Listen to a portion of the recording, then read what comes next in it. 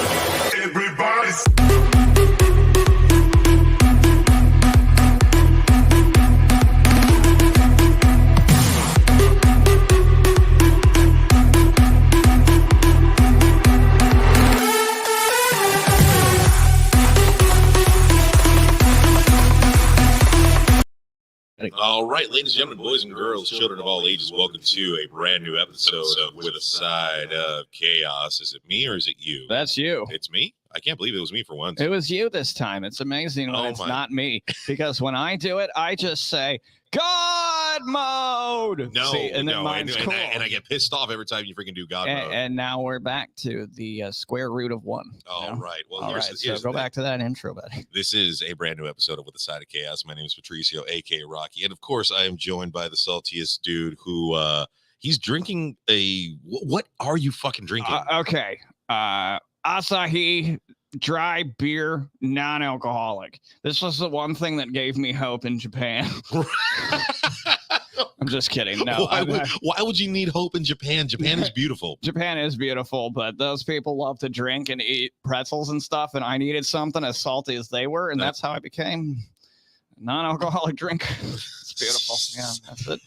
Sadagas. Yeah, no. The podcast that puts a magnifying glass on Orlando to show the world that we're more than just theme parks. We talk to the creative, the diverse, the talent that gets overlooked because of a mouse. Nothing against him. We just think there's a lot more going on out there than just churros and Star Wars. Hold on a second. Are you just giving me what you did all week long? Was just watch Star Wars and eat churros? Is that what you did this week? I did watch Star Wars a lot this week, okay, but I did not have a churro. And actually, I wouldn't mind having a churro, man. Why? See, you're on this health kick too. You need to at least take a break and eat a churro every once in a while, you know, because that's a normal thing for a Dominican to eat, you know. What did you just call me? A Dominican, right? Dude.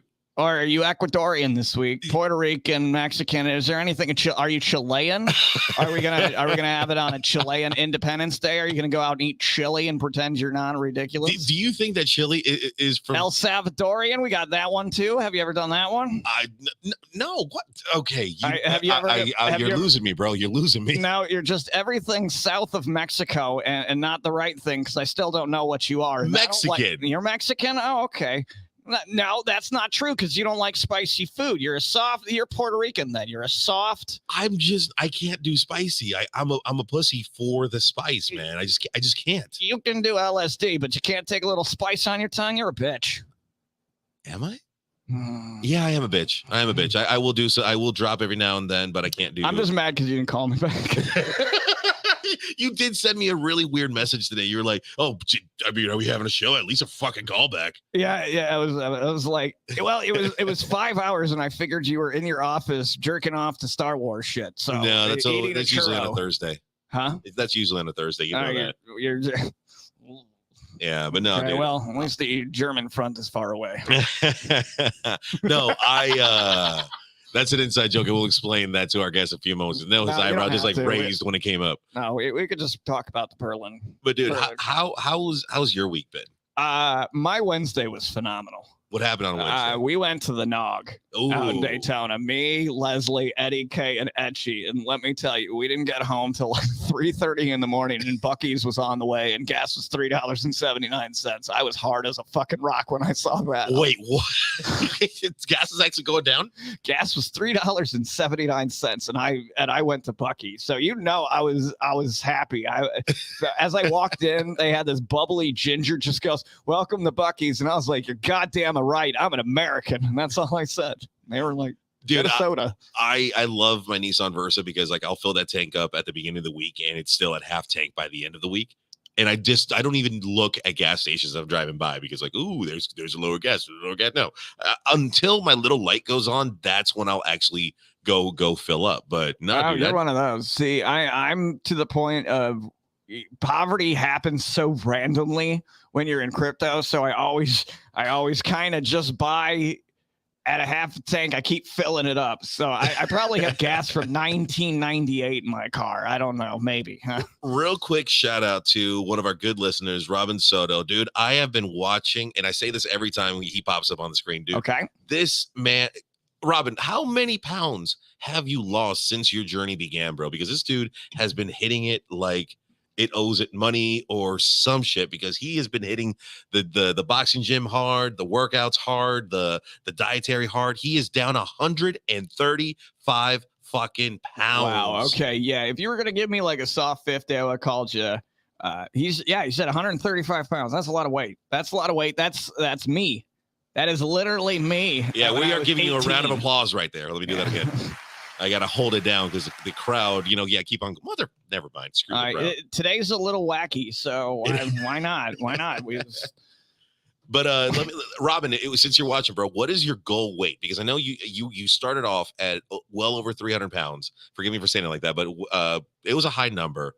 Tell us like your start weight and where you're at today, because it's you could just text Rocky in real life. Well, no, I wanted to come up on this and clear those notifications out of the way. I'm fine. There you go. Oh, we have comments. Okay, so yeah, he started off at 427 pounds, and he is down to, as of today, 292 pounds. You're still to me. You lost one of me. You lost one of me, and there's still 2/3, two of me's on you. That's amazing. Yeah, so congratulations on losing one of me. His goal is 220. So here's the thing, Robin. I am right now at 261, 262, around that area. I started off this year around 280, and my goal is to get down to 225. So now I have to get on the Robin train and freaking lose all this stuff, because now he's inspiring me to lose this weight. Can I make a personal suggestion? I swear to God, if you say cocaine, I'm out the door.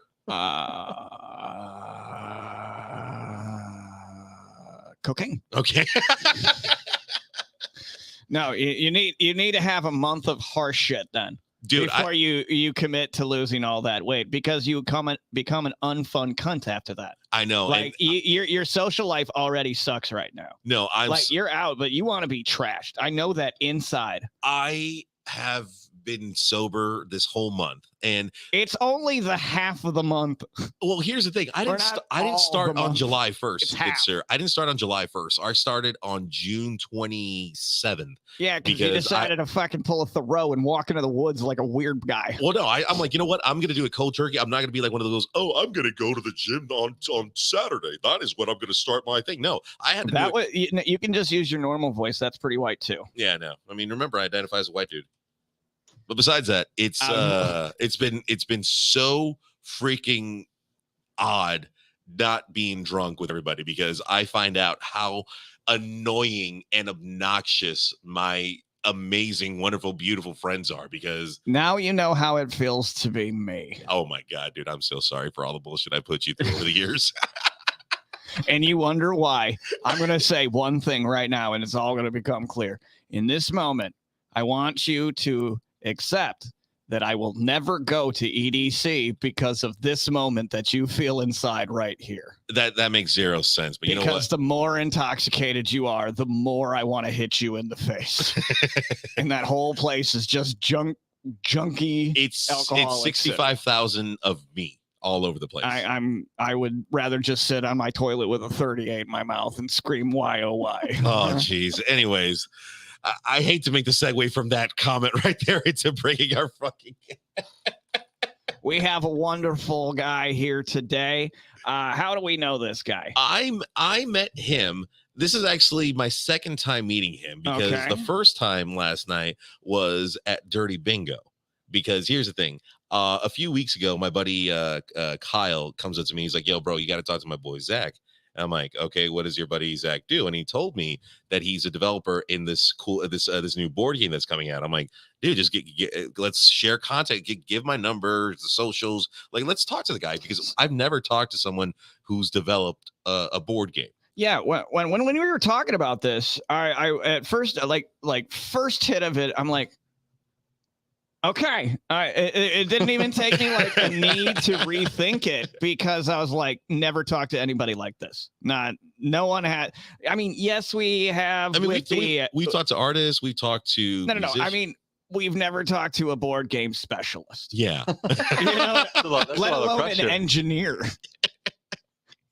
I like that. I like how you put that. A board game specialist. I like that. Well, that's what I say about myself, that I'm a transport specialist, and that's the nice way. You're not a delivery cunt. You know what I mean? We'll leave it. We'll leave it. That's for me, not for you. All right. Oh, geez, we'll leave it like that. But no, yeah, my buddy Kyle tells me, hey, listen, I'm gonna give him your phone number, and within like 5 minutes, I start getting a barrage of text messages. Okay, this is a dude. Let's exchange information. Let's get you going. And I invited him out, you know, because here's the thing. I invite everyone out to bingo because it's fun. You're a whore. Yeah. I am a social whore in the most respectful way possible. I'm trying to be more positive on this episode too. I'm really trying.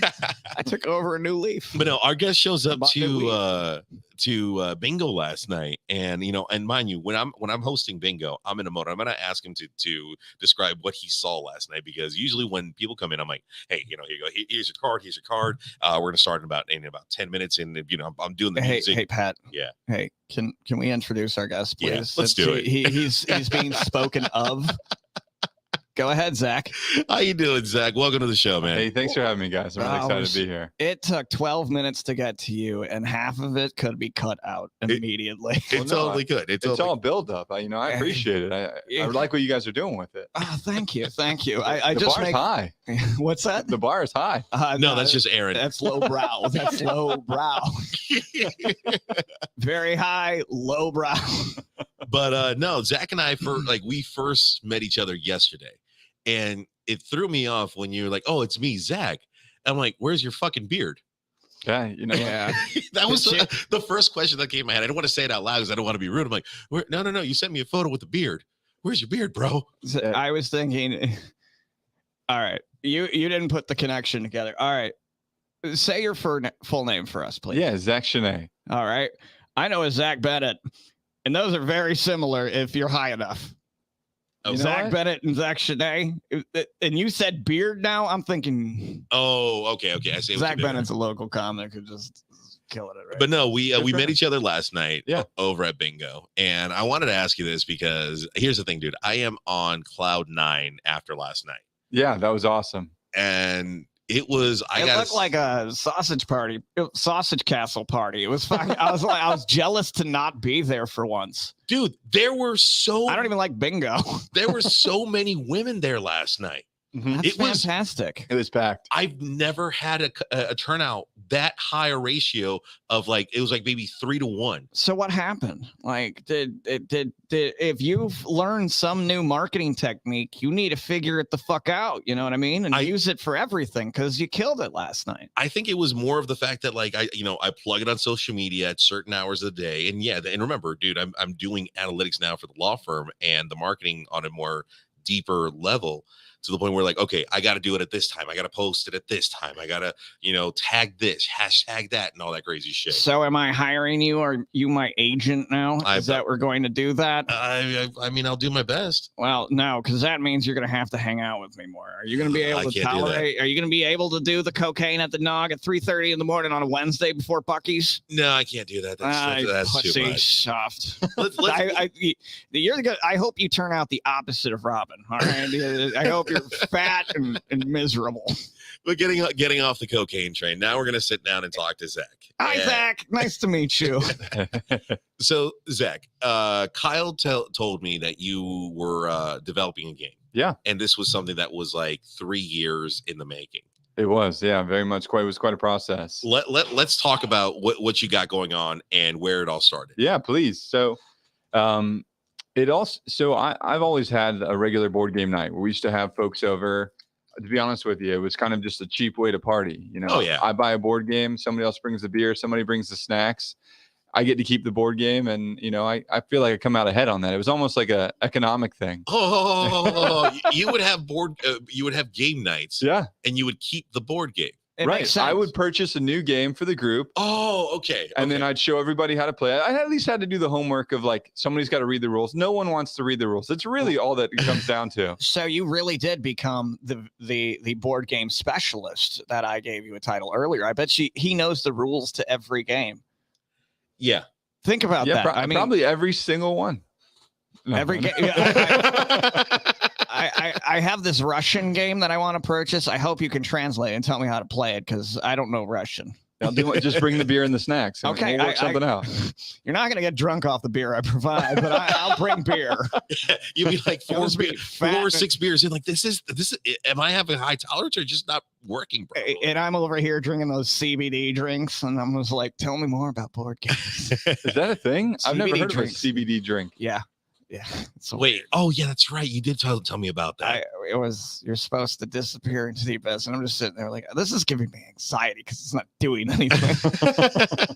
But no, man. All right. So yeah, you started having these board game nights, and you're coming up with, you're buying all these games for your friends to be entertained with. Mm-hmm. And like, was it something that like you were like, you know what, I think I could do better. There's so many games that I play that are just incredible. And so it wasn't really a matter of doing better, but there got to be a point where it's just something on the bucket list. I was like, what would be really cool if, I just made my own. And it was one of those things where I was like, I don't really have a game that does X, Y, and Z. And I was like, well, what if I came up with something like that? And that was kind of the initial like brainchild of where this whole thing started from. I've got like this weird internal bucket list of things that I'm like, you know what? That's something I should probably do before I die. And the board game came on there, and I was like, you know what? I could probably whip together a board game. That would be fun. And it just all kind of started there. And we decided, so there's a whole industry in board games called party games. Okay. Oh yeah. And these are games like most people know Cards Against Humanity, Apples to Apples, yeah, stuff like that. And the idea is that you play them in a big social setting, and everybody is like interactive, and it's just as much fun to watch as it is to play. I think that's really it in a nutshell. And what really happens is you realize that it's Cards Against Humanity and Apples to Apples. You know what I mean? Right. That is the genre. I mean, 1% of less than 1% of games are featured on like Target and Toys R Us and stuff like that. Toys R Us, rest in peace. But oh man, R.I.P. I was literally thinking that in the back of my head. I'm like, man, I miss Jeffrey the Giraffe. That's what I miss that giant giraffe. But they only have a very limited selection of them, and so everybody knows the same games. And if you don't play board games regularly, you're like, cool, let's break that out. But if you're somebody that's into board games, it's like the same stuff. There's really not a huge selection in that genre. And I was like, that would be cool, just to come up with something that's like fun and engaging to play in a big group. That's awesome. I remember playing Risk once, and it was the biggest risk of my life trying to get through that fucking game without throwing it out the window. Why would you have an entry-level person play Risk? No, not a good idea. And then they tried an even worse game, but I'm sure everybody's a really big fan of it. I don't know. After Risk, I stopped caring about board games. No, that's the thing. I want to stop you right there. Risk, I was dying to play that game as a kid. See, that was it looked cool, but once you actually sat down to play Risk, you realized it was as boring as War and Peace. No. I actually enjoyed the game because, like, here's the thing. I remember the ad when I was a kid. It was like Risk, the game of world domination, and you had all these explosions, all this battle imagery, and it's like, are you saying that I can take over the world with this board game? As a kid, that's how my mind was working. So I'm like, I want to see if if given the opportunity, could I take over the world? See, that's the irony is I always liked Monopoly because I thought that was the American dream. I almost flipped this table over when you said that word. What, Monopoly? Yeah. Oh, why? Yeah, if you can pass go and collect $200, that was my favorite thing as a kid. I love that paper money. It was my favorite thing in the whole world. Is passing go and collecting $200. That's my best gaming memory. My worst gaming memory is paying Risk with Stu. Holy shit! Will I never play a board game with that guy again? So Zach, what was like your favorite game, either growing up or like from these game nights that you were having? Yeah, you know what? One of them that I'll plug that I really, really like is called Unusual Suspects. Okay. And much like a lot of the games I'll probably reference, you probably never heard of. I have not, yeah. As I mentioned earlier, there's only a select amount that make it to the shelves. A lot of them you had to go to these board game shops or be, comic book shops have a lot of. They do, yeah. Comic book shops, I think, are starting to branch off, or somebody like me that just goes online and is like reading reviews and stuff. But the idea of Unusual Suspects, and this is kind of a pretty awesome idea, is you basically it's the game of like profiling and like subtle racism. Ooh. Where you have wow. Yeah. Right up the alley. I was way too high for that moment. Oh, wow. You weren't expecting that. And so you have all racism on a game board? Go on. Yes. Tell me more about how I can get away with this being white. Yeah. And so all of the people are they're basically caricatures. They're a specific race, a specific age, and you get like a photo of each. And that's the whole game is you get a photo of each and you lay out a grid that's like 4x4. So like 16 people on the board. Yeah. Okay. And essentially the goal is so somebody has witnessed a crime and they know everything about the person except what they look like. So you can ask them any kind of questions about the people except anything aesthetic. So I could be like, does this person pay their parking tickets? And then based on your answers, I'm weeding out people from the board just off of what they look like. Oh, wow. Holy fuck, that's horrible. It's great. But honestly, it is so much fun. And it doesn't have to get like super edgy. Like it can be some general questions like, does this person play any instruments? And you're just like, this guy, like, not so much. I love this game already. I know. I kind of want to play now. Hey, do you remember this?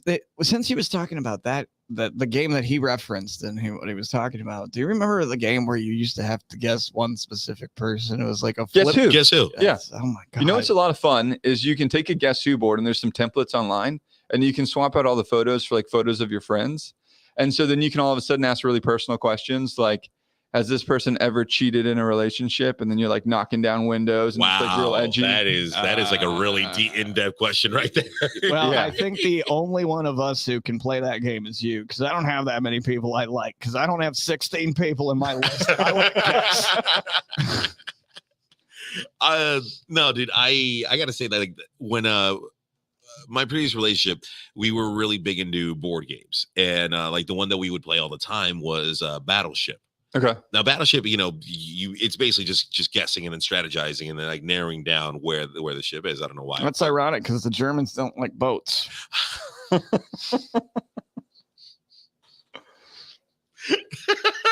sorry. All right. The thing is, and that's my ex-fiance was German, episode. but she was like hardcore pure blood. Like blonde hair, blue-eyed German. Like she'd been in a submarine. Oh, she had the accent. like her dad made the submarines for Hugo Boss, like that kind. I'm just kidding. Yeah, none of that's true. None of that's true. She's a wonderful person. And that's the one thing I love about board games. It's like you could not waste, but spend so much time having fun, and it's nothing digital. It's nothing like being sucked into your phone, watching or playing through TikTok or whatever. It's a disconnect. And when lately you have to focus on it. You can't focus on anything else but the game. Yeah. Like EA Sports, it's in the game. No, I can't with you today. But no. You said it to me, so I got to say it back to you on air. I'm sorry. How are you going to say EA Sports to me and not expect me to say it's in the game? I love it when they say EA Sports and then all of a sudden the Jedi thing pops up on my PlayStation. Because EA Sports made Return of the Jedi or something like that. Anyways, yeah, don't listen to me. I'm the rabble rouser here. But no, going back to it, man. Yeah. So when you started with the idea or the concept of it, like what kind of game did you want to develop at this time? Yeah, great question. So really what it came down to was I wanted something that was going to have like acting, and I wanted something that was going to have like singing, and something that was going to have like word games, and like really just like this idea of like creating an epic game that had so many challenges within it. And then at the same time, the other thing that was like a core concept for me was upping the difficulty. Right. With like how many games do you play where like, man, that was really hard? There's not like I can say annoying. Like I've played board games with my kid. And sometimes they're just really unfun to play. Right. Yeah. I mean, not because he's playing them with me, but they are just. It kind of sounds like you're just shitting on your son right now. No. Let me explain. It would be really short. Okay, so we were at the Scholastic Bowl, or he was going to one of those, and he picked up this one about you're supposed to travel around the universe. Okay. And you go along the planets and everything like that, but it folds out. Okay. So the paper characters don't stay on the fold out. It is Pat's mic arm to this long, and it doesn't stay flat. And the pieces are paper, and you keep getting rerouted so much it's unfun. Yeah. You know what I mean? Where it should be like a 15-minute game, 30-minute game, turns into what I would consider Risk all over again. I don't think I've ever finished that game. I give up when my son or my wife wins. It's so bad. I'll show it to you. Please. I will take pictures tonight. You really sold it. It is one of the worst fucking games ever created. It is horrible. Anyways, I wish I remember the name of it. Maybe my wife can text me the name of the game so we'd never play. So no, like right now, I've been struggling with trying to figure out how to download the photos that Zach had sent me so I could put it up on the screen. Sure. And that's actually what I've been like struggling with for the past like 10 minutes. Like, can I get it from Messenger just till I could put it on the screen, and freaking StreamYard's not letting me. But all right. So you wanted to develop something that incorporated many actions, and stuff like that. So like, what was the inspiration or drive for that? Yeah. So I think that one of the things that I did a lot growing up was I used to compete in improv stuff. Okay. So nice. Congrats. Yeah. I like that. Yeah, we go to like some state competitions and stuff. It was all I did theater in high school, mainly because like that's a heck of an elective. Oh yeah, you get to play charades every Friday, and like you get a grade for that. Like it's hard to pass that up. And so that was really my favorite part of it, was doing like the improv competitions. Mm-hmm. And so some of that just resonated with me always. I was like, that's just a really cool, engaging way to interact with people that a lot of people aren't accustomed to. And so like putting people outside their comfort zone and saying like, act this out, or pretend to be this, or do this, or think of this, like on your feet. Mm-hmm. It's just not something that's commonplace. And so I thought it'd be cool. So I just realized I can do this a little bit easier. Zach, if you could pull up on your phone and send it to me through Facebook Messenger, I can actually put up the photos of the game that I'm leading up to into this. Yeah, I'll text them to you as we speak. So while you're doing that, can you answer, what is the time frame of the start to end of your game? Well, how long would it take to play? To play? Yeah. Really, the only discrepancy is like skill level. So, okay. So again, the one of the main things was making it difficult. Right. That's what you said, and I was curious about that. Right. Go ahead. Difficulty tends to add time to things, because then we're anticipating what we have to do, or try to predict things, or develop things, as you said, improvisationally, on the spot. So I'm just asking, what's like the length of, you were saying different skill levels. Tell me more about that. The difficulty being a factor of this, obviously. Yeah. So really, if you're really good at these kind of things, it's something that you'll play through faster. And if you're not, it's something that might take you a little bit longer, because the game, and I'll just kind of paint a picture for you what it looks like, and I think that might explain it better, is I've already kind of hinted at all the different challenges and categories that you have to do. Right. So the way that it works is you have a set time limit. You have 3 minutes to be exact. And your team has to have different participants do these different challenges. So like the singing challenge, the acting challenge, the word challenge, whatever, in this 3-minute timer. And you're rotating whose turn it is, to perform. And the rest of the team is guessing the correct answer. Okay. Now, if they guess 3 wrong answers, your team starts back over from the very first challenge. Oh, wow. And so it's got this inherent, you need good teamwork. You need, to really work together and strategize your team on like who's really good at drawing or who's really good at this. And if your team is very successful, you can make it through the game in a half hour. Okay. Now, if your team is struggling, it might take you a few repetitions of these 3-minute essentially checkpoints before you finally beat them. We actually have some images, and that's super cool. We actually have some of the images now coming out, like it's like a Hubble telescope thing. We need to talk about that, by the way, before the end of the episode. But this is cool. Now I'm actually visualizing what I'm doing. So these are your character marks, and how do you move along the board? Like where's start, where's finish, that kind of stuff. Yeah, so it's just you're going to start at basically the far left of the screen, and then you make your way all the way to the far right, and it's just a single dice. Because one of the things that we wanted to do is the board. The game is really about these checkpoints. This whole, can you do this 3-minute? I was challenge? literally thinking like the term, because you said like if you fail 3, you go back to where you were. Mm-hmm. So it's literally like a video game. You die here, boom, you're going to your last checkpoint. Exactly. Yeah, nice. And so the game's really about like these big team challenges. That's really the whole point of the game. But the board was designed as like a cheat mechanism for people that were struggling with it. Because as I told you, it was supposed to be hard. So now the board was set up so you can go out of your way to get these power-ups to make it easier. If you're playing with, like, let's say a younger audience, or this just isn't really your forte. So instead of maybe getting 3 guesses, you can get 5 guesses, or you can go out of your way to get an extra 30 seconds. Stuff to make it more manageable, but you're giving up essentially time because you're wasting rolls and time getting all these power-ups. And so that's really what the board was created for. You made a Dark Souls board game, didn't you? And you branded it an entirely different way for a hip new crowd, but they got to do something to earn their. Yeah, I got to pay some royalties. Awesome. Pay to play. Yeah. It's not pay to play, but it's sacrifice to win. Because if you're wasting time, you're fucking up. In a way, right? My next question is, Zach, like, so how long does a process of basically from pen and paper to the point where, like, I'm looking at the cover art for your game, and I mean that's legit right there. Thanks. I like how it says PS Games because those are my initials. Yeah, that was the intention. Talking about royalties. I mean, I feel like I'm leaving here poorer than I started. You know what? I have a genuine question. What up? When you say a PlayStation commercial, do you just get giddy? Because like, PlayStation. It's like, you know what? Something. You know what? What's that? I've never put those 2 and 2 together. Wow, that's why we're here, and we're voted the number nominated for best local podcast in the world. Because, oh my god! Oh my lord! I just fucking blew his mind that he's been PS4, sober for 30 days. Patricio Solano 4. That means every time a new and guess what? The reason why you haven't gotten a PS5 is you haven't leveled up. I have a PS3.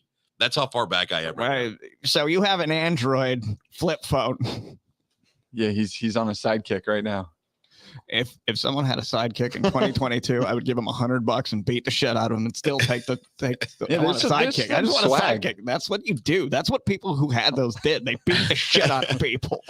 And I'm sorry for interrupting you, because I know the question of like the cover art and everything. So like the whole process of, from pencil and paper to having this like developed and produced to like with all that, like what's the process on that? Yeah. So, well, first off, I'd give a big shout out to my partner, Louis Dominich.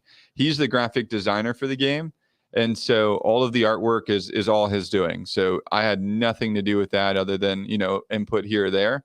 And that's why we made such a good team is, I was more of the conceptual game design piece of it. And he was somebody that was able to make it a reality. And that was honestly one of the coolest things for me was when we got our first prototype came in, and it was like, it goes from your head to like actually being able to see it. And you're like, this is kind of neat. That's so awesome. Wow. And you think it up, and all of a sudden, after all your hard work, you get the prototype. You're like, holy shit, this actually worked. Yeah. You guys have moments like that? Was that what it was like? When you very saw much it? So. And the thing that's hard to illustrate is like, you're thinking of a game, right? When you're thinking of a game, it's just that. It's all conceptual. Right. And so even as I'm designing this game, there's no way for us to really know if it's good or bad until we play it. Right. Well, we can't play it until we build it. And so it was like this big moment when we played it for the first time where I was just like, you know what? This ain't half bad, but to answer your question about, did you test play it in your head? Like, in my head, I take turns in my head, and I'm teasing, but I mean, prior to the prototype, you got the stuff on the pen and paper. You got your little paper foldouts because you got to conceptually do it while you're playing it. So you've got your movable pieces. Did you play it before the prototype, like in a group of people, like when you were field testing it before the prototype, or were you still just anticipating what it was going to be like? There's just too many moving parts, I think, to really have done it justice. Without the actual first, toe in the water, like jumping. Wow, that is so cool. You really put it out there then, and then I did playing after the prototype. That's cool, man. Yeah, that was super neat. So to answer your question, like, what are the stages? So the first idea was, pen and paper, to your point, like, what is the idea? What is it going to look like? You start to draw up the rule book. And then from there, it was, how are we going to physically make this? And so that's when, Lewis is a friend of mine. And Lewis was like, dude, he's got a career in graphic design. He's incredibly talented. And so he was like, you know what? Let me do it. Yeah. And so he started putting it together, and we found this company called Game Crafter. And Game Crafter will produce for you a board game in like low quantities. Like you can do a quantity of 1. Okay. Which is unique. So that's a one-off. Yeah. It was like $55 and you can make your own board game. Ben and Thomas puts right there. It's not pay to play. It's sacrifice to win. Love it. You know what? I want you to copy and paste that right now and send it to me, please. Because I said that. I feel that needs to be me. That's my gravestone. Sacrifice to win? Yeah. Were you the final sacrifice? Yeah. I'm still stuck on Rosemary's Baby. So. All right, but going back to it. Sorry about that. So Game Crafter, you can do like a single copy, which is unique because most places want you to do high volume before they produce their templates and grids and things like that. But this place would do it for 1. So $55, we're like, you know what? Let's roll the dice. Let's make a copy. Let's check it out. Oh, wow. Yeah. It's kind of I'm going to it right now. Yeah, please do. That is so cool. And so I love to learn new things. We did it off there, and it all started off as like a hobby, as I told you. I always wanted to make a game, and so we did it. We tested it, and then the responses were great. There were a lot of quirks, admittedly, in the first round, just things that you didn't anticipate. Yeah. And so we buffed it out, and we ended up doing 2 and 3 prototypes of it. And so that was the easiest part, right? Because of how accessible this company makes it. Right. $50, like I'm risking nothing to generate this. And so we did a few rounds of it, had a bunch of people involved in test playing it, taking their feedback to heart and really, tweaking the game. And then that's really where you go from the easy part to the hard part. Okay. So now you've got a one-off, but you have a one-off game, and you're like, well, what do I do? What do I do with this? Like, where do we go from here? And that's really where the rabbit hole starts. And so it started off with like manufacturing, like how do we manufacture this? And everybody thinks China first. And so did we. And it was really cool. Our first business meeting with a marketing director in Hong Kong. Oh, wow. Yeah. And so we did that. Will you stop? Jinkies. There we go. Jinkies. I won't say anything anymore. I was just messing with you. Tell me. Go ahead, Zach. Sorry. So Hong Kong. Yeah, the idea of like having a business meeting in Hong Kong, that was just like really cool to me. So you actually went out to Hong Kong for a meeting? No, well, and at this stage, right, where you're just pricing them out and you're feeling out if this factory is going to be a good fit for you, it didn't make sense to fly out, but we did do a virtual call. Okay. And so it was kind of neat because it was like fucking Ozzy and Harriet, man. I'm so sorry. This is oh, you're good. This is what happens when he's sober and I like weed. Yeah, I don't know what the hell is going on, but yeah, go ahead, man. I'm sorry. So it was like 9:00 on a Sunday for us, and it's like 9 a.m. on a Monday for them, and that was like a weird concept. But we got together and we priced it out with them, and they were going to manufacture it, and then we realized like that's just the tip of the iceberg because we make it in a factory in Hong Kong. That's all cool and dandy, but then like now what? Okay. And logistics, right? Yeah. To say the least. And so the first idea was, how do you get it from the factory to the port? Or do you get it to an airport? So when I say port, are you shipping it up via boat or are you shipping it via plane? Well, there's costs associated with each. And it's common more to do it through the boat because it's less expensive because it takes longer to get here. Really? Right, okay. Yeah. That just like kind of throws me off right there. Of it going on a plane, hence being on a boat. Like I'm thinking like, okay, yeah, we get quicker here, but okay, I get it now. But answer my own question. Yeah, you pay for speed, and the idea is also the plane has less cargo space available, so they charge a premium for it as opposed to like these big shipping boats have crates and crates and crates and crates. Right. So you put it on a boat, right? But you have to get somebody to get it to the boat. Then you have to get somebody to load the boat. And then you have to get somebody to lend you cargo space. So do you want to buy your own shipping crate, or are you going to go halvesies or essentially with somebody else? Holy shit. Oh, I didn't even.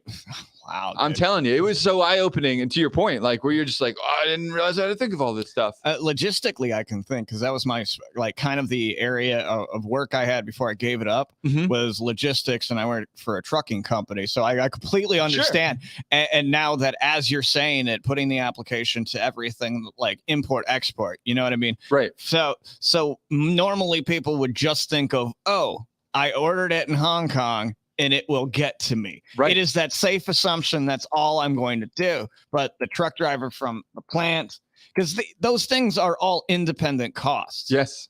And you still went overseas. Wow. Well, and to go full circle, we did not end up doing this route. Okay. And for some more of the things that, came to light. And so the next one was tariffs, right?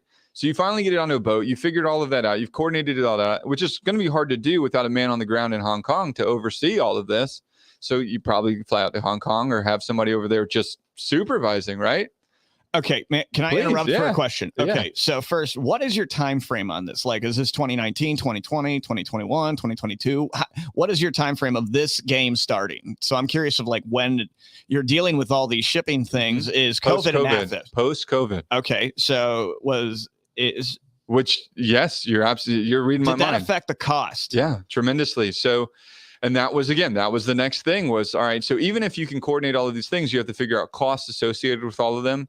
And one of them was the cost of shipping crates went up tremendously. I think 2 or 3 times were some of the earlier numbers that we were looking at. Jesus. Just because. That makes sense. That makes sense. There's been all kinds of import issues just in all kinds of industries. And it was just, shipping went way up. So just getting the crate was going to be like 3 times. So like, I know you're kind of talking about like your grievances and like your struggles, but like what was like the one point in this whole process, like I said, from pencil to production, like where you're like, you know what, is it really worth it? Honestly, it was right here. It was like, so we have, our prototype game sitting in my board game closet that I can play with my friends. And like, that's kind of cool.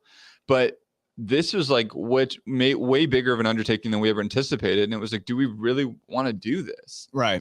And I mean, I could bore you with the logistics. It goes on and on and on. And it was just like, that's a lot. And, my partner Lewis and I had a lot of long conversations about it. And we said, you know what, even if we only sell 500 copies, that'd be kind of cool. But let's see if we can bring this thing to market. And so to answer your question, we really were looking at alternatives. Like, can we do it domestically? Can we do something that's just going to make this a little bit easier? Because he and I both have full-time jobs. Right. And so we did. We ended up partnering with the original company, Game Crafter, and they're going to produce it for us. They're going to do logistics for us, and they're going to ship it for us. That is so awesome. So you're the brainchild of a game. Yeah. And Game Crafter is your supplier. Yes. Exactly. And so it was at that point. Holy shit, that worked out perfectly. Yeah, that we realized like this is now this is doable. This is conceivable. And that was the big milestone for us. I'm glad that they were interested in undertaking like all of the hard work that you had done. You know what I mean? Have they sponsored other games like this as well, or I don't know how to finish that statement. Yeah, how do they decide who they're going to take on and who they don't? Well, at the end of the day, they're a business, and it's back to that pay to play analogy, but you pay for it. So if you have enough interest and enough volume and purchase power, right? Great. If you don't and you can't afford it, they're not going to do it. And so one of the things that we're doing, this one things I'm really excited about, is come August, we're going to do a whole month of pre-orders. Oh, okay. Nice. And that's how we're really going to launch. And so the idea is if we can get this high volumes of pre-orders, all of a sudden we can show up to Game Crafter with huge buying power. And now we're producing it, at these large quantities, and you get these big price breaks. And then it really makes sense to launch from there. Yeah. And that's really it is with them. I think that you can send in a mini game and they'll produce it, but do you have the capital to make this something that's price point competitive? Now, right there, you just said something that it's not polite to ask this certain question, but like, I think you had mentioned to me through ask me anything. That this process was about 3 years. Yeah. What is the cost, the investment for all this? Yeah. So with How us, much capital, basically? Is yeah, the no, nuts it's a and great bolts of question. Yeah, no, I get it. And fair Generally question. curious. I'm an open book. And nothing, actually. It costs us nothing because I designed the game and Lewis did all the artwork. So Lewis has worked unpaid for 3 years. And to answer your question, the average rate of hiring a graphic designer is about $75 an hour. So if you actually had to pay somebody for all of their hard work, yeah, you're talking about a heck of an investment. Wow.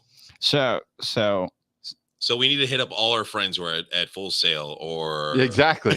Yeah, there you go. I have one, but And so it was because he's put all the labor in and he did it all at no cost. yeah. We've spent 3 prototypes worth of purchasing, $150, and then we just shot our first commercial. Oh, so, shit! You already have that going. Oh man. So that took more money. And honestly, even then, we went through Fiverr, which you get these people that are looking for work, and we didn't go through a major agency, and they did it pretty reasonably. And yeah, so the capital investment to this point is actually very, very minimal. $155. Yeah, if I've got my math. Your math is on the money. No pun intended. So all right, so we accept puns you're having your pre-sales coming up in August. Yes. When could the general public expect this already being a playable game? Yeah, we want to. So we'll start pre-sales for the whole month of August, and then into August we're going to ship them out. Okay. Are you going to have some kind of cool launch party? I'd like to. I mean, that's a good idea. Maybe we could help with that. That sounds like something that'd be fucking cool. We could DJ your launch party. I love this. I genuinely want this game. Dude, I've been sold on this from the get-go when he was talking about how there are so many actions involved to like move ahead in the game, and the fact that like if you don't do the 3, if you fail 3, it's going back to the checkpoint. Like I want to see my friends fail so bad. Yeah, I know that sounds horrible to say, but like I want to see like their struggle. I want to see them. I want to play this game already. I really do. This is I really appreciate cool. that. This is really cool. Like Thank you. You described it. Like you not only gave us the front end, which is obviously you're trying to sell the game for and showing us and contextually telling us, but you also told us the back half. Where you're dealing with Hong Kong bosses and it's really cool, man. No, I appreciate that tremendously. And to your point, Rocky, I think actually some of the most fun I've had playing this game, and I've tested with a lot of people, but there was one group in particular, and they were bad. What do you mean? They were just really, really bad at the game. And it was probably some of the most fun I've had playing it. It wasn't fun for the people that were on their team that were just getting absolutely bamboozled, but man, was it fun to watch. So like you said, like there's certain tasks and certain like action that need to be taken. Like, give us like an example of like one card or 2 or something like that. Yeah. So there's 6 challenges in total. The first one is name 5 things in that category. Pretty straightforward. The second one is kind of our play on charades or acting or something physical, because it's all got to fall within this 3 guess mentality. You can't really play charades if you only get 3 guesses. You have to be pretty damn good. So the idea is you have to make your body in the shape of a letter. So it's like a contortionist-y, make a lowercase q and have your team guess what letter you're making kind of thing. I want to tell you that I saw when he was talking about the game art, I was reading in the back and I saw contortionist. I was going to bring it up before the end of the show, but I'm glad oh man, if I have to be a Q, that's going to suck. and like I like a none, but it's a lot of fun to watch, man. I hate you sometimes. I'm sorry about making a QAnon joke here, but they're actually one of our backers. Sweet. Sweet. So, all right. So there's one that like I have a lot of questions about. Anything. All right. So the specialist, I get that. The Brainiac, I think I'm understanding. It's just trivia. The contortionist, you just went through that, but like, okay, the decoy. Yes. Tell me more about that. So the decoy is kind of like a play on lesser known lyrics. So you get a song and it's a famous song, but the section of the song that's on your card is an obscure section that people probably don't know. And so you can read or sing that part of the song or hum any part of the song that you know, but the only lyrics you're given and that you're allowed to use are in a very obscure part. Okay. So you're gonna have to take Kate Bush out of your game pack now because everybody knows who Kate Bush is. Yeah, I got some real grievances with Stranger Things. Yeah.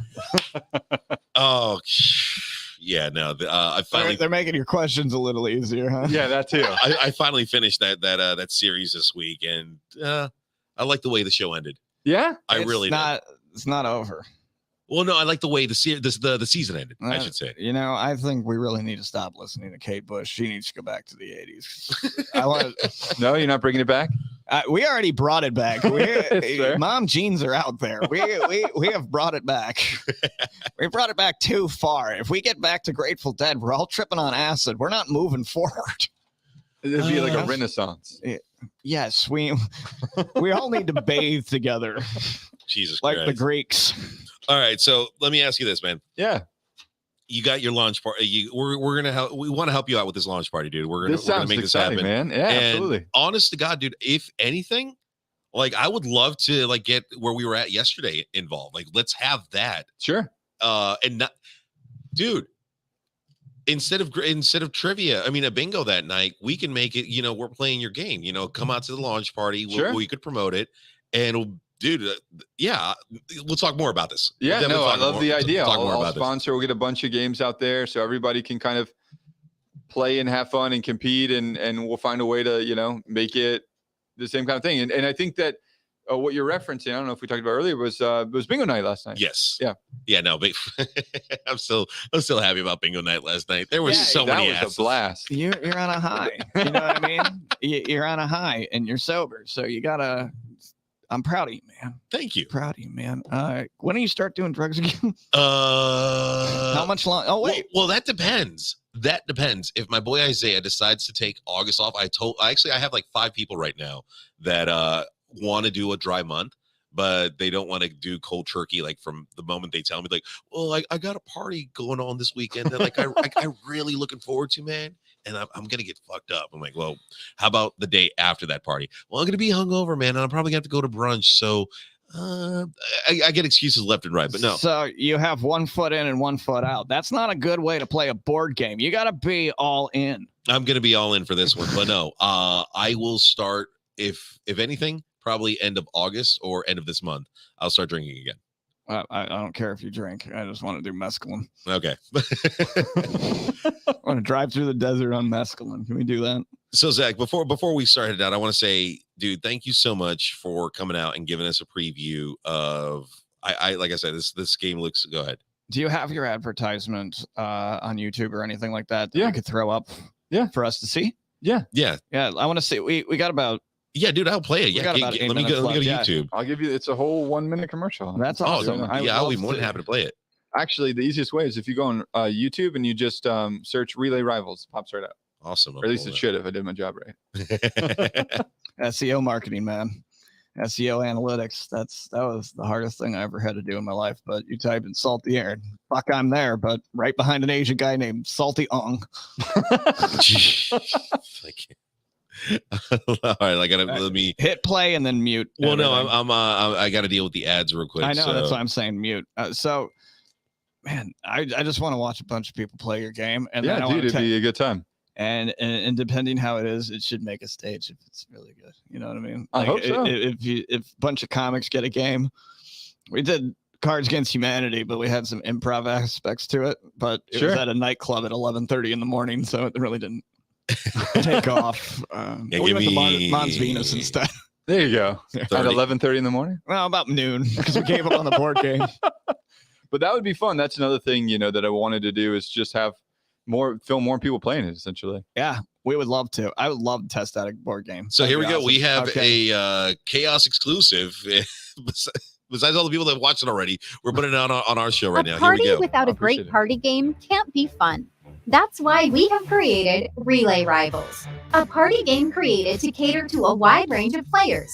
Whether you are a group of 4 people, 15 people, or more, you can play Relay Rivals. You don't even need an even number of players, so you can play with no limits. The game is geared for ages 13 and up, but that really speaks to being able to do some general knowledge trivia and recognizing classic songs. But let's jump right into it.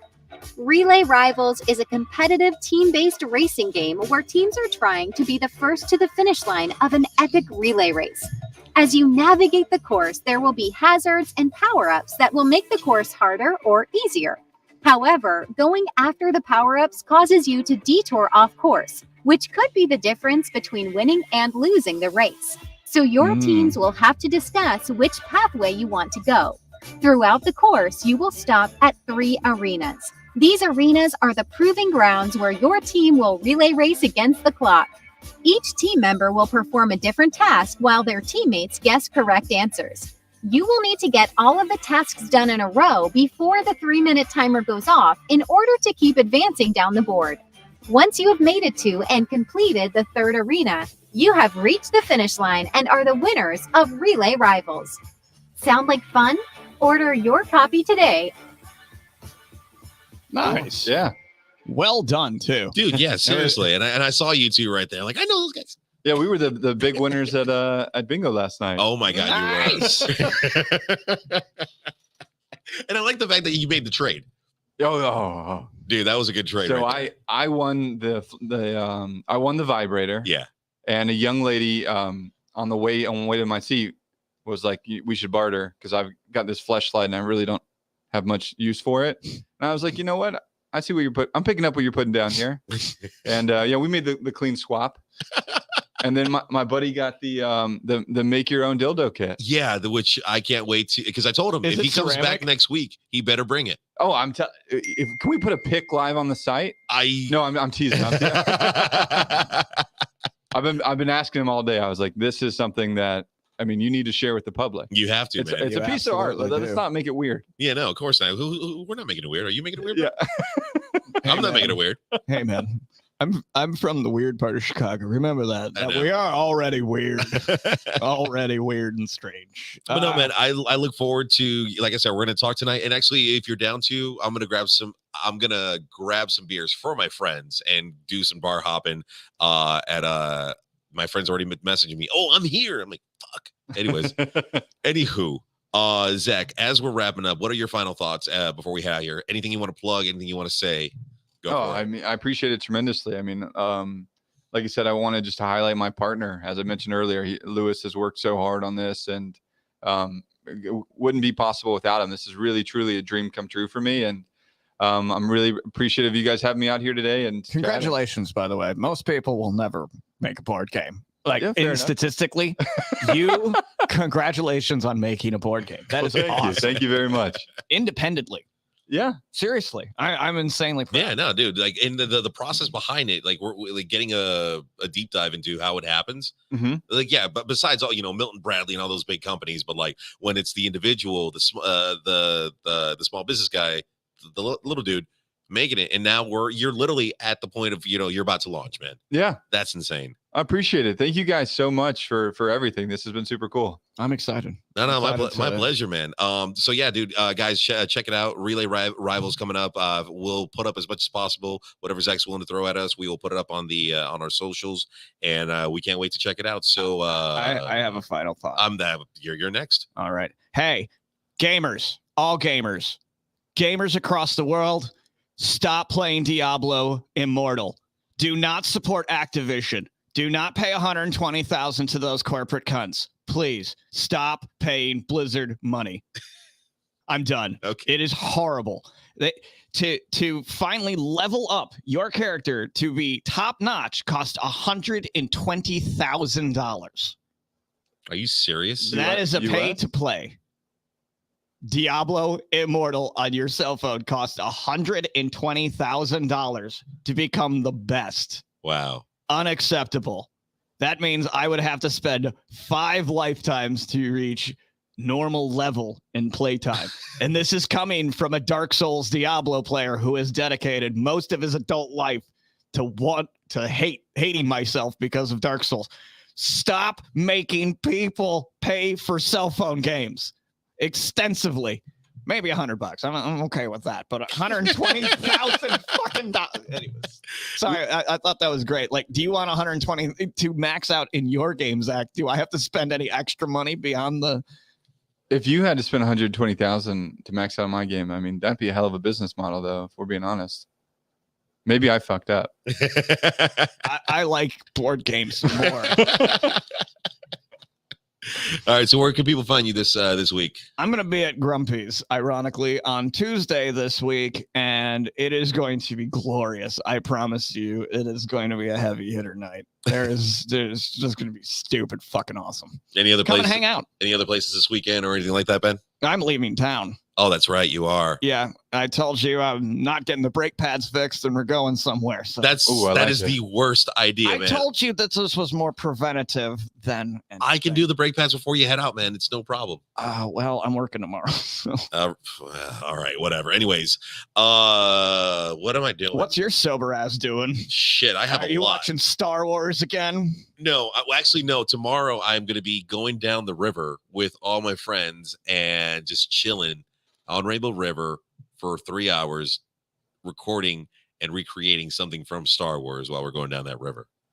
But that's you'll have to watch my TikTok. You know what? I really wish that you had not said any of that and would have just said, "I am recreating Apocalypse Now on a boat with my friends." That would have been a hell of a lot better than Star Wars. Anyways, in the meantime, while you're doing your thing, go to OrlandoWeekly.com. And Orlando Weekly Best Of is happening right now till August 8th. This show, With the Side of Chaos, has been nominated for Best Local Podcast. Myself has been nominated for Best Local Radio Voice, along with Best Local Influencer. This crazy mofo right here has been nominated for Best Local Comic. So give him a few votes right there as well. But also, GoldenEye Entertainment, the company that I work with, has been nominated for Best Local Trivia. You know who's not nominated? Blizzard. You know who's going to keep talking shit until he gets sued? Blizzard or you? Me. Okay. Keep talking shit. Anywho, so go to OrlandoWeekly.com. Best of, you'll see how to vote for us for local influencer, best radio voice, local podcast, local comic, and trivia. Also, I'm happy you nominated me. That's I'm an asshole. Come on now. If you want to see me in person, come out this Wednesday, not July. Is it July? Yeah, we're still in July. Are you sure you're sober? I think I'm sober. Yeah, I'm still. Come see my sober ass this Wednesday at Graffiti Junction in Thornton Park while I'm hosting Seinfeld Trivia. That's right. All you Seinfeld fanatics, what happened there? Is it this? Was it that? I don't know. All right, I can fix that. Anywho, check me out. Fix that in post. I will fix that in post. Check me out this Wednesday, Seinfeld Trivia over at Graffiti Junction, Thornton Park at 8 p.m. If you want to experience the shenanigans, actually, Zach, tell them real quick how much fun you had last night at Adult Bingo. Oh my gosh. Witness. Yeah, no, that was tremendous. I mean, there were people dancing on chairs and bars, and there was salsa and merengue, and it was a blast. How many times did King Richard touch your mouth? You have any idea how many people were playing around with King Richard? That's exactly why I asked how many times it went in your mouth. It didn't go in my mouth. I got smacked in the ass with a lightsaber. That's why you have to come out to Bingo, Adult Bingo, every Thursday, 9:00 in Thornton Park. No, not Thornton Park. Graffiti Junction College Park. There are two different Graffiti Junctions. So this one will be Thursday, 9:00, Graffiti Junction College Park. And then check me out this week coming up. I'll be on Real Laughs 104.1 at 9:00. So I'll put more details out when I have it. But as always, if you're not laughing, you're not living. Live every day to the fullest, but always do it. We're the Side of Chaos. Why not? We'll do it normal. Oh, you're the best. We'll see you guys next week.